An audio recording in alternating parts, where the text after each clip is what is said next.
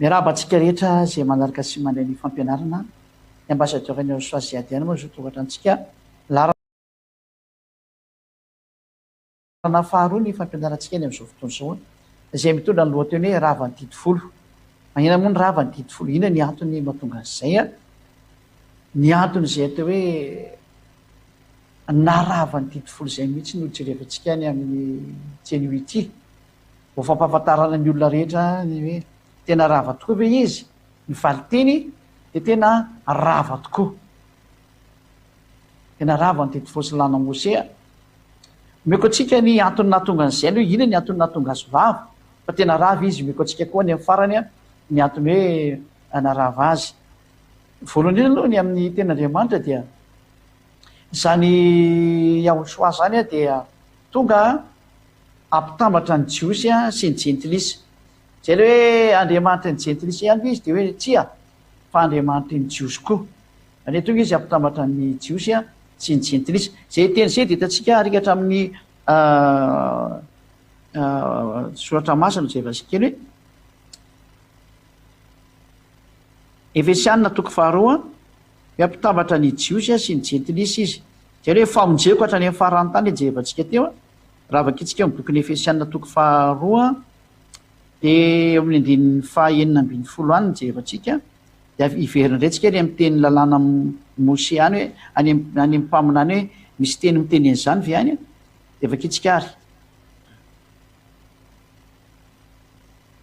Dia vakitsika eo no andininy fadimy ambin'ny folo fa io ihany moa izy. Fatao amin'ny nofony nandravan'ny fandrafiana dia ny lalàna nisy didy natao tandremana. Efa tonga ansaina zany tsika eto fa misy didy ny ravanao nefa tsika mita tsara fa tsy azo anampiana tsy azo nisorana didy nefa tsika eto mety hoe rava ny didy nandravana ny fandrafiana dia lalàna nisy didy natao tandremana. Mba anakambany antsika rototo ao amin'ny tena ny olom-baovao iray ka hanaovan'ny fihavanana. Eto zany dia misy fampihavanana eto izy aleo ampihavanana, izy aleo ampihavanana satria hanaovan'ny fihavanana zany olona roatota tsy miova tsy mitovy zany nefa no atambatra noho ny amin'ny tenany ho lasa olom-baovao iray. Zany ny sary mandeha ka raotany moa zany ataontsika sary vetivetika zany dia tataka an'izao ny sary tsy maintsy asitsika sary kely zany azava tsara aminareo any tokantrano any dia tahaka an'izao izy zany. Ty zany ilay atao hoe zanak'Andriamanitra zany ty izy ty. Dia ty ny hazo fijaliana ty ataontsika menamena ity nampijaliana natonga azy nijaly io ny hazo fijaliana zany dia tato amin'ity ilany ty zany ny jiosy zany ty amin'ny sisiny eto ty. Ty le jiosy zany ty ny jiosy. Dia ato amin'ny ilany ato kosa ny ataontsika mangamanga ny jentilisa. Ty ny jentilisa JTL naovantsika anaran'izy zany na jentilisa na hoe gentil GTL izy amin'ny teny frantsay. Dia reto olona roa reto zany reto olona anankireto zany tena marina teo aloha niady ireo. Niady ireo zay mahatonga ny hoe misy dika hoe différent ty zany miady ny dikan'izay. Mbola misy felikely zay miady ny dikany hoe mifanipaka zany. Fa rehefa tonga amin'izay Yahosoa raha tsy teo zany Yahosoa dia mifanipaka ireo. Fa ny sary faharoa rehefa tonga amin'izay Yahosoa dia niavana ireo lasa ny fampitatana amin'izay zany ireo zao. Lasa ny fampitatana izy ty zany ny première ligne zany ty fotsifotsy ty zany ataontsika hoe niady izy tamin'ny voalohany. Inona nampiady anazy dia meko anao mivalina fa ny didifolo sy lana posena nampiady an'io. Didifolo nampiady ary ny tamin'ny faharoa kosany izy nampiavana anazy dia tamin'ity kosany Yahosoa. Yahosoa.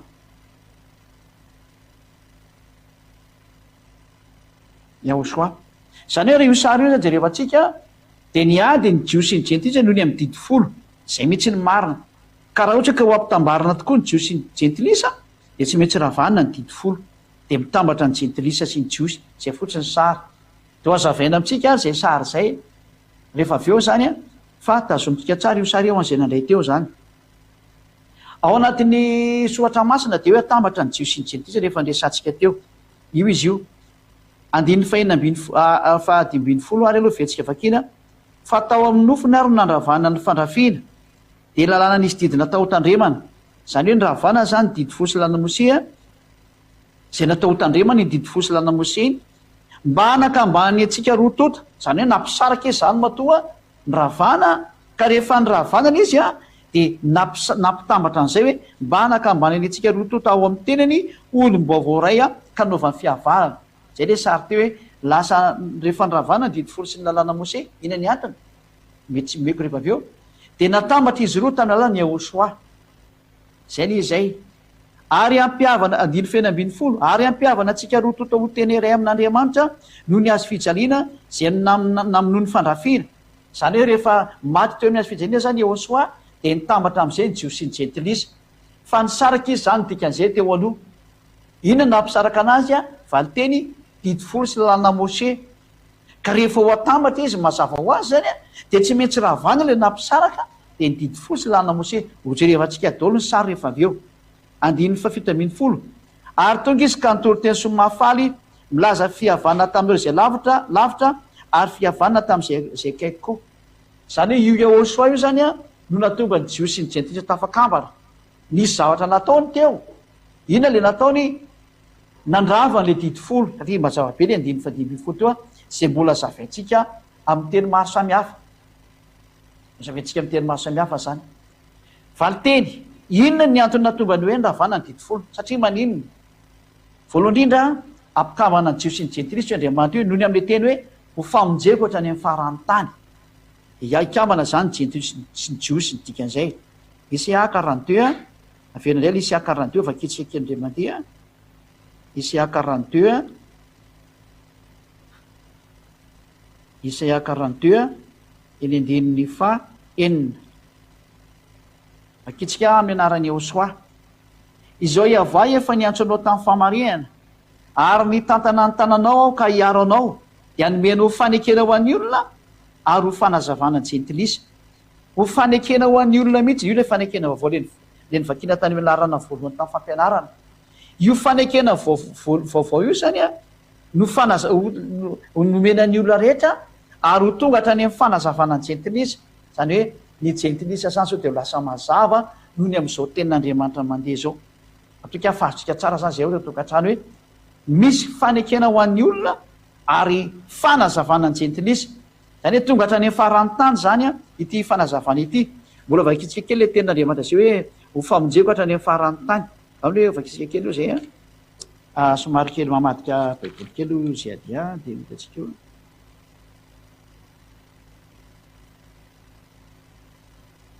Isaia 49:6. Isaia 49:6 vakitsika kely indray zay Isaia 49:6. Mbola iverina eo ihany tsika zany ilazana amintsika hoe tena misy famonjena hatrany amin'ny faran'ny tany. Isaia 49:6 vakitsika voninahitra dada Iavasy Yahosoa. Eno izy mbola zavatra kely foana raha tonga mpanomboka hananitra ny firenena Jakoba ianao sy ampody ny Israely sisa voaro. Fa omeko fanazavana ny jentilisa koa ianao ary mba ho famonjeko hatrany amin'ny faran'ny tany. Tonga zany ny famonjena makany amin'ny jentilisa fa tsy ho an'ny Israelina irery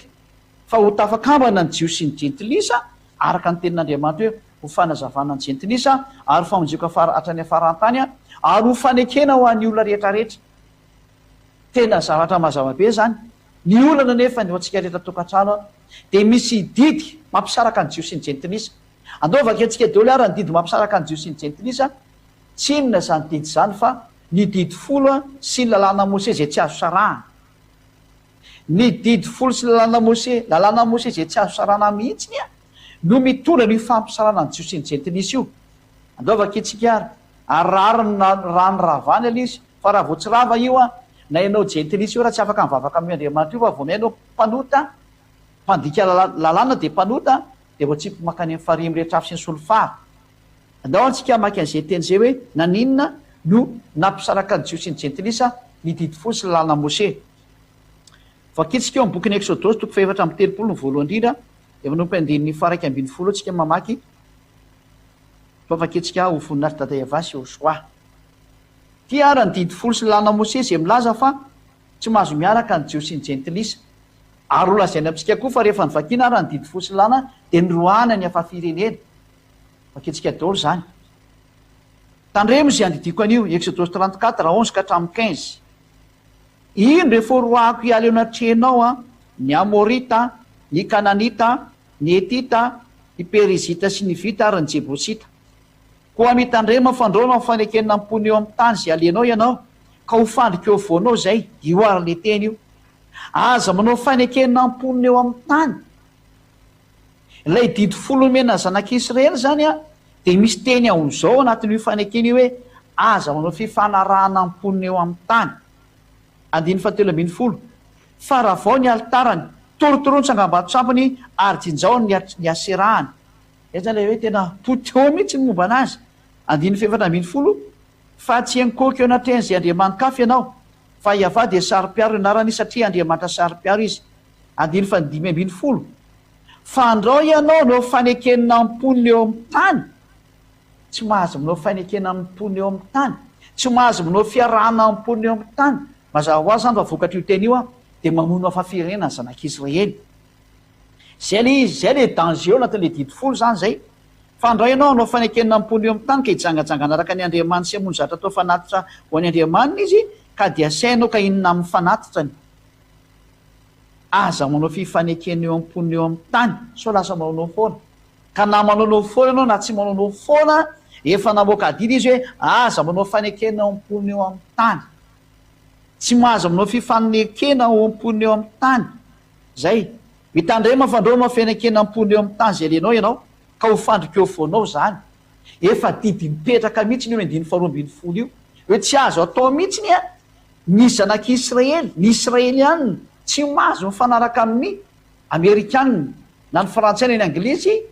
na ny sinoa na ny afrikanina voarara zany efa tsika mahita am'izao tsika miteny zao mifanaraka tsara ny amerikanina sy ny frantsay sy ny israelianina mifanohitra amin'ny didy folana zany zany ny profa tsisy manaraka an'io didy itsony ny olombelo eto ambony tany efa samy miaraka manetsaketsaka an'io ary zany ny profa tsy maintsy ompiteny ty zao tontolo zao ty satria vohitsakitsaka daholo ny teny rehetrarehetra io zay mahafinarinaritra ny olona ny tazominy ary efa tsy mahafinaritra anazy ialany fivavahana tsy mandeha amin'izy tsony fa ny anjaran'izay ady dia mameronareo a iverinao mihatsarana rehetrarehetra zay aloha ny voalohany zay fanaporofona hafaharoa azy noho ny am'izay teny zay a dia nididina mihitsy ny zanak'Israely andringana ny hafa-firenena zany hoe raha teo kaikinanao tamin'izany manao amerikana na frantsay na anglisy na sinoa malagasy nyvonomy zareo ianao hofakitsika ara ny ten'andriamanitra ka mibokyn'ny Deutéronomia 7 Deutéronomia 7 amin'nomboka ny 1 ka hatramin'izay mahafinaritra antsika eo Deutéronomia 7 andininy 1 sy ny 2 zay andiny 1 sy ny 2 Deutéronomia 7 1 ka hatramin'ny 2 rehefa entiny avandriamanitra ianao ka tafiditsany amin'ny tany zay efa idiranao olovany ary firenena maro no voaroaka ny aly eo alohananao dia ny etita sy ny girgasita sy ny amorita sy ny kanita sy ny perizita sy ny vita ary ny jebosita dia firenena fito lehibe sy mahery-no ianao ary raha teo zany ianao frantsay dia efa maty ianao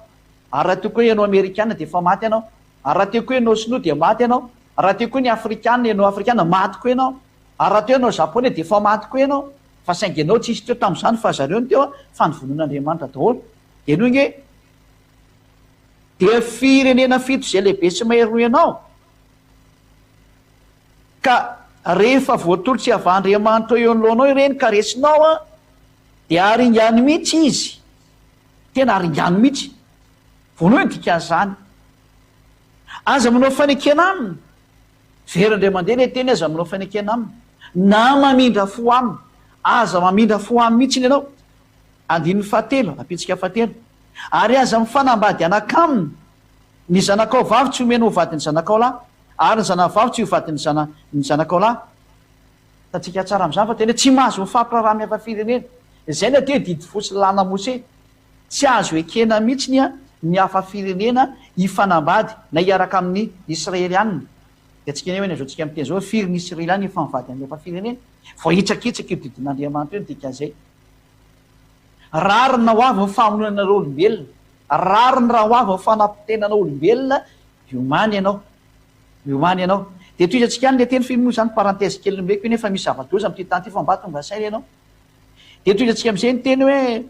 rehefa misy any zany fandrianana zany de tena misy ve ny tena fanesoana ny zanak'israely marina ny faniliana andreo hafa firenena reo de tena misy le izy raha vakitsika mihitsy ny hoe tena aringany mihitsy izy a misy bola boky kely zay vakitsika kely amin'ny bokyny levitika io satria levitika izy toko faharoapolo no vakitsika kely amin'izay hoe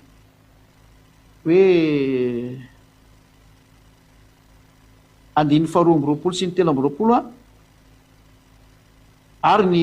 efatra amby roapolo no vakitsika levitikos 20-22 ka hatramin'ny 24 no vakitsika kely a fa namafisana azy hoe tena mankala hafa firenena io andriamanitra io raha didy folo ny resanao io andriamanitra io mihitsy no mankala anao raha vo didy folo ny resanao levitikos toko faharoapolo a jereo ange ny fankalana io andriamanitra ny hafa firenena enolo ange ty loko andininy faharoa amby roapolo izy teo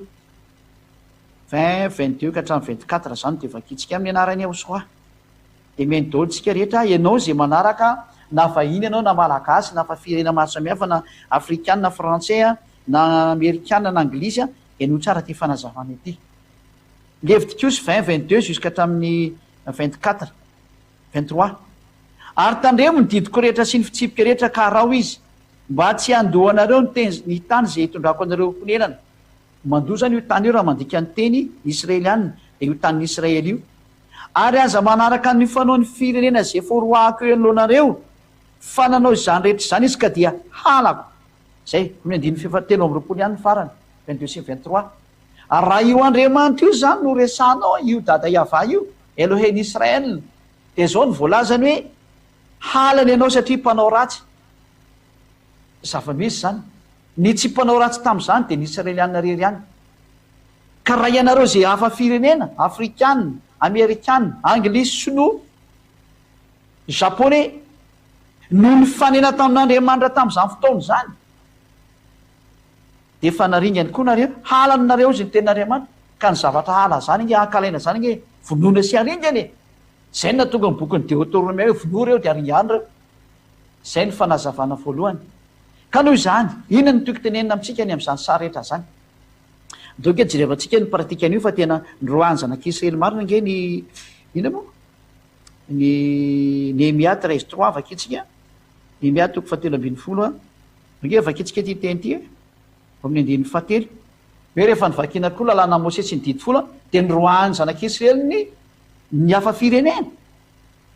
mandroaka hafa firenena io didy folo sy lalàna Mose io zany lalàna tena izy zany fa azotsika mahita tsara fa mizotsika am'teny zao tsy misy anyzany tsony a zay ny profy efa tena tezitra mihitsy io andriamanitra io ka efa tena tsy nanany teny rehefa tsisy maratsony izy koa fa tsy mivaky loha hamonanao izy nytika an'izay hamonanareo olombelona izy nytika an'izay zay ny eviny ambassadeur-ny Yoshua ziady aha ety ambony tany hamonjy anao zay mandre ankehitriny tena tsindriko mihitsy ny teny hoe hamonjy anao zay mandre a ary maromarina koa nasaina ny aino ahy ka maizy anao miainonao to nasaina ny aino ahy ianao a anisan'lay hovonjeny ianao a de aza miaraka amin'le olo efa manolotra ny tena no faty makany amin'ny elo toatsika ny teny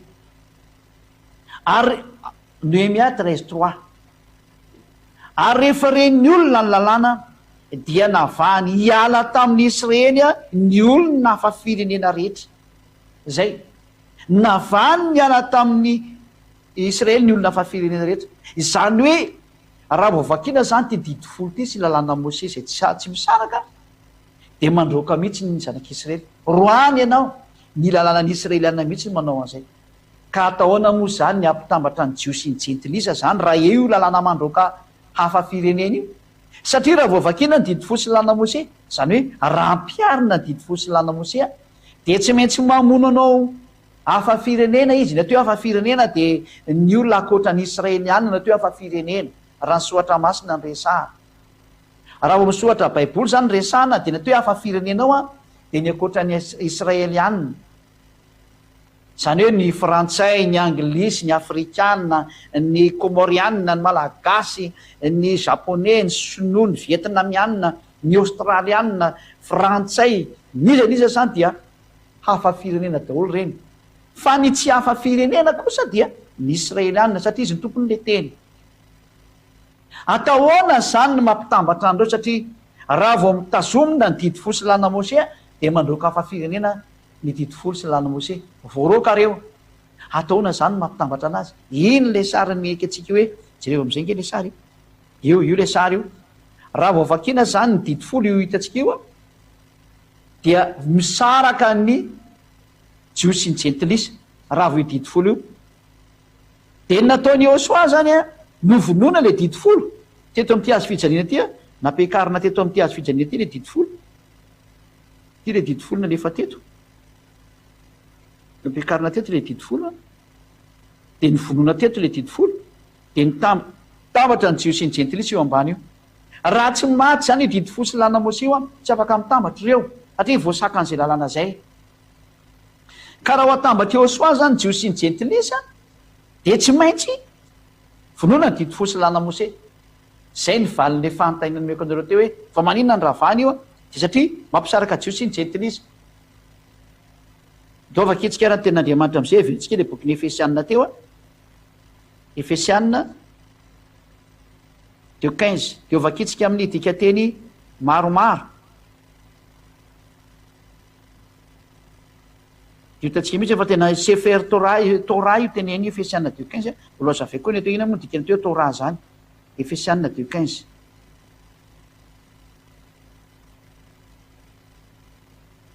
fa tao amin'ny nofony nandravan'ny fandrafiana de ny lalàna nisy didina natao ho tandremana mba hanakambany atsika rotota ao amin'ny tena ny olom-baovao raika anaovan'ny fihavanana zany hoe raha va atao amin'ny nofony Iosoa zany a ny didi folo sy lalàna Mose zay hoe nandravan'ny fandrafiana de ndao zany de vakitsika izy eo amin'ny bokyny Sefer Torah ny jiosy ny atao hoe Sefer Torah de bokyny lalàna na le bokyny jiosy zany de ny soatra masina soratandreo jiosy hebreo reo a itsika moa manana tena marina de voakatsika ato izy a ty lay baiboly jiosy ty zany amin'ny teny hebreo amin'ny teny anglisy moa de zao ny titrate hoe the Aleph and Tau Mashiach means are for all mortals to repent and to fulfill zay moa zany solotrato a de tsika moa tsy de amaky an'izay fa le Efesianina de 15 no vakitsika ity moa zany de baiboly hebreo le izy zany hoe itamasiah.com zany que bible comme hébreu itamasiah.com zay zany izy zay zany ho an'ireo zay mamaky an'io fa miko an'ireo ny anaran'izy teo afiko indray mandeha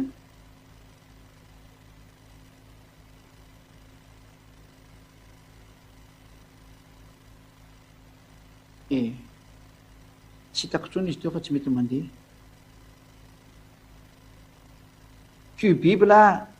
bible itamasiah.com zay ny anaran'izy zany io jerevantsika ato ambany eto am'izay zany le Efesianina de 15 io jerevakitsika ato satria baiboly hebreo zany ty Efesianina izy moa zany ty Efesianina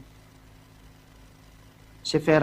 Efesim moa filazany azy ato amin'ny bokyny hoe Sefer Efesim zany hoe Sefer Torah ihany zany moa sa bokyny lalàna ny dikany zany fa teny nakany amin'ny Efesianina ny dikan'io teny io zany toko faharoa de telesaritsika kely a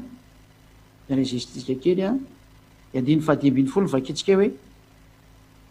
Efesianina de 15 somary misy teny hebreo moa ato zany fa de anjaratsika no mihaino fa ezako vakina araka ny izy zany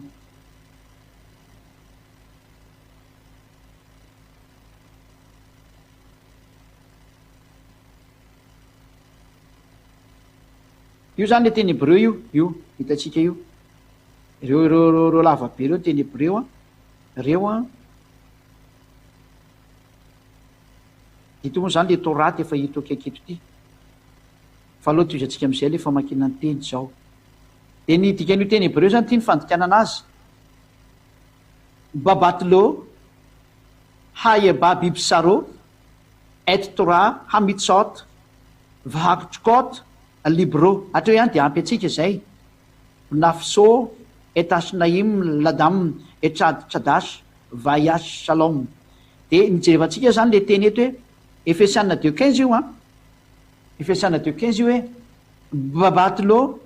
hayeba bibsaro et torah zany tena resany eto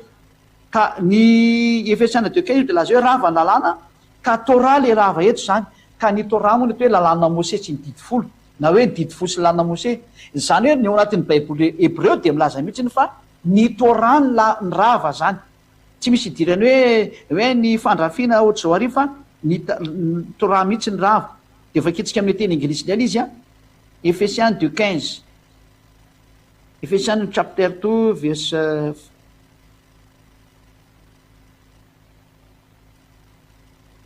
15 voilà by abolishing in his flesh the hostility which is the law of commandment tena lalàna mihitsiny ao anatin'ny commandement nefa antsika milavo voany jerevantsika tamin'ny fampianarana tao amin'ny numéro 1 fa tsy azo anao ampiana tsy azo any esorana ny didy fosy lalàna Mose fa boky ray no misy anio a dia tsy azo anao ampiana tsy azo any esorana tsy misy an'izany hoe ity lalàna ty anasorana atao tsy azo atao zany tsy isy atao hoe ity lalàna ty anampiana kely ao tsy azo atao an'izany io didy fosy lalàna Mose io fa tsy azo anao ampiana io a ka tsy azo any esorana ihany koa fa ny voalaza ato zany dia hoe lalàna mihitsiny a la loi des commandements mihitsiny a no ny ravana fina zany raha tsy ny tena ny fotobeny mihitsiny a dia ny didy fosy lalàna Mose zay natonga ny tena Andriamanitra voalaza mihitsiny ato araka ny voalaza ato hoe Torate et Torate zany hoe Torah mihitsy no rava araka ny Ephésiens 2:15 lovaketsika eo fa Ephésiens 2:15 misy an'io a so nareo miteny hoe hafa io Ephésiens 2:15 io a doka avakiko ny ato ambony ato hoe bokin'ny Ephésiens ato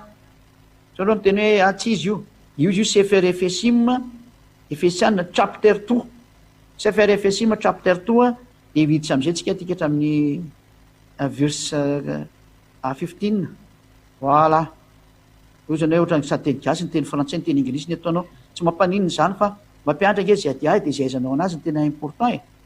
io izy io bebatilo hayaba bibisaro et Torate voilà io izy io lay Torah mihitsy ny zany ravany dikan'izao a raha ny ten'Andriamanitra ny jerevana no zany zany a lazaina amintsika rehetrarehetra pahabe maso fa tena rava ny Torah fa raha tsy rava io a dia tsy afaka mitambatra ny jios sy ny jentilisa voilà lao tsika ary hijeryn'ny sary am'izay zany a aventsika am'izay le tableau teo a lay misy an'lay saritsika zany raha vo tsy rava zany ny didy fosy lalàna Mose dia tsy tafaraka ny jios sy ny jentilisa dia ataontsika zany ny sary gomentsika aloha hiala tany a dia aventsika le mandeha zany ny sary zany am'izao tsika miteny zao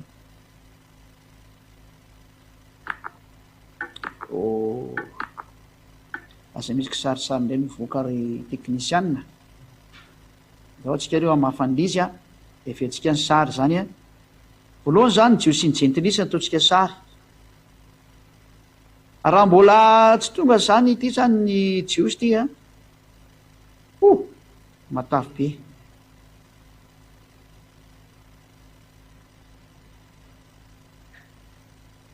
ataontsika zany izy a ty zany ny jios ty juif zany io a dia ty a ny jentilisa ataontsika mangamanga ty zany izy a ty zany ny jentilisa gentile dia ny ady ireo a dia ny didy folo mihitsy ny nampiady an' zareo ty ny didy folo ty leo ataontsika somary mazavazava le izy voilà ty ny didy folo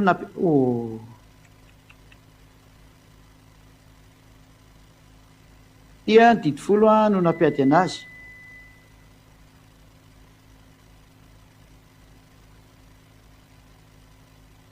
dia 10 commandement i 10 10 commandement izy amin'ny anglisy zany io a no nampiady ny jios sy ny jentilisa zany hoe ny relation entre juif sy ny jentilisa zany tamin'io fotoana io a tena coupé tanteraka zay ny dikan'io relation tato zany a zany hoe ny fifandraisan'ny jios sy ny jentilisa zany a tena barazy be mihitsiny barazy mihitsiny ta dia tena ataontsika matavitavy ta dia tena hoe tapaka mihitsy zany iny tapaka mihitsiny coupé noho ny amin'ny didy folo a tsy mifandray mihitsy ny jios sy ny jentilisa sary voalohany ty zany première schéma zany ty otrika numéro 1 ty zany numéro 1 ty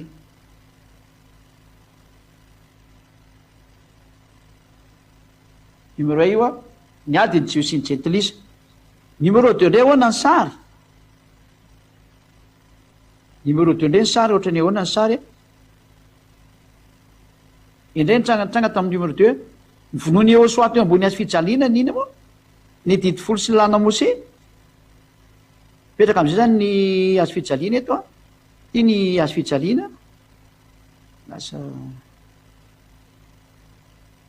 de ny antona teo Yahosoa zany tsy hitaontsika hoe ty Yahosoa ty ny antona teo Yahosoa ty Yahosoa ny antona teo a io Yahosoa ny antona teo zany io menamena kely io tiana teo hoe Yahosoa ary Yahosoa ny nandravan'io fa tsy Jesosy zany tsy nandravan'io zany tsady tsy mahay an'izany izy Yahosoa ny nandravan'io a de rava teto ny didy folo sy lana Mose fotika teo le ty maromaron ty zany nifantsika teo atao kely izy ty zany didy folo sy lana Mose ty a iny soratra iny a de ny vonoany Yahosoa teo a ataontsika croix menamena ataontsika croix menamena mihitsy izy a de rehefa ny vonoana zany ty didy folo sy lana Mose ty de nitambatra an'izay ny tiako tonga avy eto ny fandray tanana ny jiosy ny gentilisa zay ataontsika sarisary farany eto a ty am'izay ra ny jiosy a fa ny fandray tanana ty ny jiosy a fa ny fandray tanana tamin'ny gentilisa moa zay mangamanga tan'olo no ohatsika anazy fandray tanana tamin'ny gentilisa ty juifa ty gitelle gentile zany dikan'io gentile de ato kosa ny juif ty juif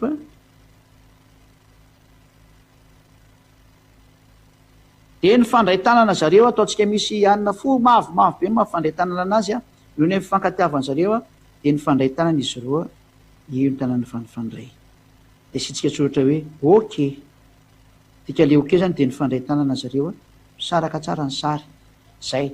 zany hoe vokatsy le didy folo rava de ny fandray tanana ny jiosy ny gentilisa io le hoe Efesianina 2:15 de ny vakitsika teo Efesianina 2:15 io zany ny sary omenantsika hoe raha tsy teo zany ny Yahosoa nandravany didy folo sy lana Mose de tsy nitambatra ny jiosy ny gentilisa zay na tonga ny ten'Andriamanitra ny Hébreux 7:15 ihany koa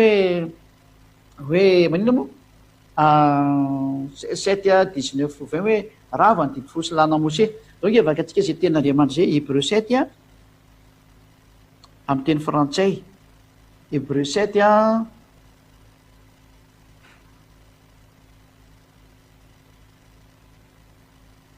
Hébreux 7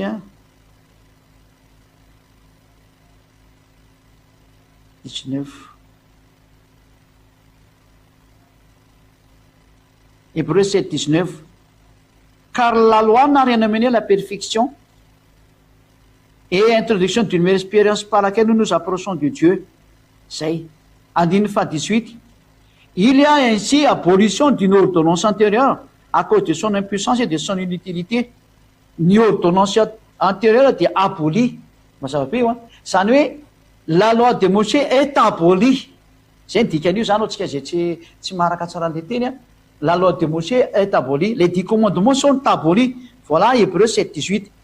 Car cette loi n'a rien amené à la perfection satria ny ordonnance antérieure ny zanak'Israely a le lalana tany aloha tany a de ny didy folo sy lalana Mosè io mihitsy zany le rava satria maninona tsy nitondra nakany amin'ny fahatanterahana la loi n'a rien amené à la perfection. Voilà zay ny antony hoe rava ny didy folo sy lalana Mosè satria tsy nitondra ninina io ten'Andriamanitra anankiroa be zao manambara fa tena rava izy a io nivakitsika teo izay zay moa zany ny fanazavana. De ozy nareo hoe misy olo amin'ny teny hoe ny famorana no nampiady ny jiosy ny gentilisa valy ny diso zao no madiso anazy satria tamin'ny andro ny iza moa tamin'ny andro ny anina de niara sakafo ny ino ny jiosy ny gentilisa any amin'ny Grécie toko fafilo moa izy dasy kely ho jevako kely